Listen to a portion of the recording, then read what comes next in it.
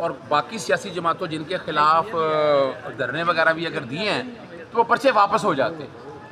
اس کا طریقہ کار ہے پوری دنیا کے اندر یہ سارا کام ہو رہا ہے، اور اس کے لیے پنجاب کے اندر ریڈ زون ایکٹ بن چکا ہے۔ ایک قانون بنایا جائے اس طرز کے اوپر، یہ نہیں ہے کہ آپ لفظ ریاست ہو ماں کے جیسی، اور یہ بھی عدالت کا بڑا واضح سوال تھے کہ آج کوئی سیاسی حکومت ہے، کل کوئی سیاسی حکومت ہے، تو کوئی بھی سیاسی حکومت سے یہ فرق نہیں پڑتا ہے، آپ کو اپنا آئین اور قانون کے مطابق کام کرنا ہے۔ اس پر اب بڑی وضاحت کے ساتھ بات ہے کہ سارے اکٹھے کر دیے ہیں، اب علیحدہ علیحدہ بیٹھ کر دیکھنا ہوگا۔ دوسرا بہت ہی اہم ایشو ہے،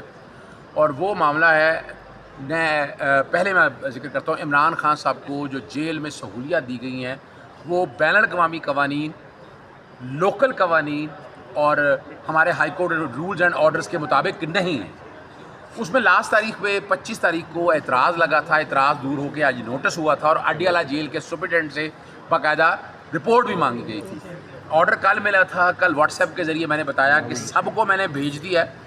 میں نے باقاعدہ خط بھی لکھ دیا ہے، آئی جی پریزن کو بھی لکھا ہے، اور رپورٹ نہیں دی جا رہی۔ اور سب سے اہم بات جو آج عدالت کے سامنے ایک بات کہی ہے کہ وہاں اجازت ہے ٹیلی فون پہ بات کرنے کی، عمران خان صاحب کو ان کے بچوں سے بات نہیں کرائی جا رہی۔ یہ تو بڑی بات ہے، نہ واٹس ایپ پہ نہ کسی پہ، اور یہ قانون اجازت دیتا ہے، بین الاقوامی universal declaration of human right, I C C P R کی بات کر رہا ہوں میں، نیلسن منڈیلا رولز کی بات کر رہا ہوں، کنونشن اگینسٹ ٹارچر کی بات کر رہا ہوں، کائرو ڈیکلیریشن کی بات کر رہا ہوں، اور high court rules and orders کے حوالے سے اس پہ اٹارنی جنرل کو کورٹس کال پہ آ کر بلایا ہے، اور 6 اگست کے لیے آرڈر ریپیٹ کیا ہے، اور باقاعدہ سمن وغیرہ اگر جمع کروانے ہیں تو انشاءاللہ جمع کروا دیے جائیں گے۔ آخری معاملہ جو ہے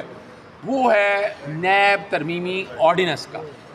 آپ کو پتہ ہے سیکشن 24 کے اندر نیب ترمیمی آرڈیننس کے ذریعے ریمانڈ جو ہے وہ 14 دن سے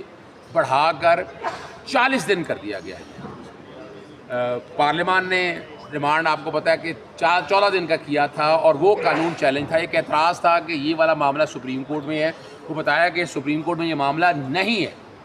اس آرڈیننس کا مقصد صرف عمران خان کو نشانہ بنانا ہے، اور اب تک عمران خان اور بشرا بی بی کو 25 دن کا ریمانڈ ہو چکا ہے، 7 دن کا پہلے، 8 دن کا بعد میں، اور 10 دن کا اب آگے، تو 25 دن کا ریمانڈ، 14 دن کی ریمانڈ کی ڈیڈ لائن ہے، اور اس پہ عمل درآمد روکا جائے۔ اس پہ ججمنٹ ڈاکٹر مبشر حسن کی، اس پہ اعتزاز حسن کے کیس کا حوالہ ذکر آیا ہے۔ ساتھ ساتھ ایک یہ بات بھی بتائی ہے کہ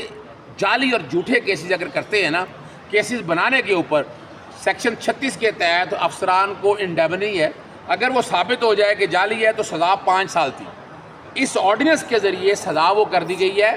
2 سال۔ اس پہ عدالت کا بڑی وضاحت کے ساتھ کہہ رہا تھا کہ یہ سزا 2 سال کیوں کر دی گئی، میں نے کہا یہ بدنیتی بربابری ہے، اور پارلیمان نے بیٹھ کر یہ طے کیا، اور ایک آرڈیننس کے ذریعے، اور وفاقی حکومت نے اگر کوئی آرڈیننس پاس کرنا تھا کیا اپروول دی ہے، اور آصف علی زرداری صاحب یہ آرڈیننس پاس کرنے سے پہلے بطور صدر چلے گئے تھے، آپ کے سامنے بات ہے، اور یوسف رضا گیلانی نے یہ آرڈیننس پاس کی ہے۔ اب ایکٹنگ پریزیڈنٹ کو یہ اختیار نہیں ہے آرڈیننس جاری کرنے کا، اور یہ اسی طرز کے اوپر آپ کو پتہ ہے الیکشن ترمیمی آرڈیننس بھی آیا تھا، وہ کورٹ میں آیا، میں نے کہا وہ بھی آپ کے سامنے چیزیں ساری آ چکی ہیں۔ یہ لمبا معاملہ نہیں ہے، بہت چھوٹا سا معاملہ ہے، اور چھٹیوں میں لگانے کی بات بھی یہی ہے کہ 27 مئی کو آیا تھا، تو 27 اگست تک یہ ترمیمی آرڈیننس ختم ہو جانا ہے، اور صرف عمران خان کو پولیٹیکل وکٹمائز کرنے کے لیے آرڈیننس لایا گیا ہے۔ اس لیے اس معاملے کو جلدی کہا جائے، ان کو ہدایت کی جائے وفاقی حکومت کو کہ 6 تاریخ کو تیاری کے ساتھ آئیں، تاکہ یہ کیس جو ہے وہ ختم ہو سکے، اور نیب ترمیمی آرڈیننس جس کے ذریعے عمران خان کو پولیٹیکل وکٹمائزیشن ہے اپنے منطقی انجام تو پہنچے۔ بہت بہت شکریہ۔ Thank you.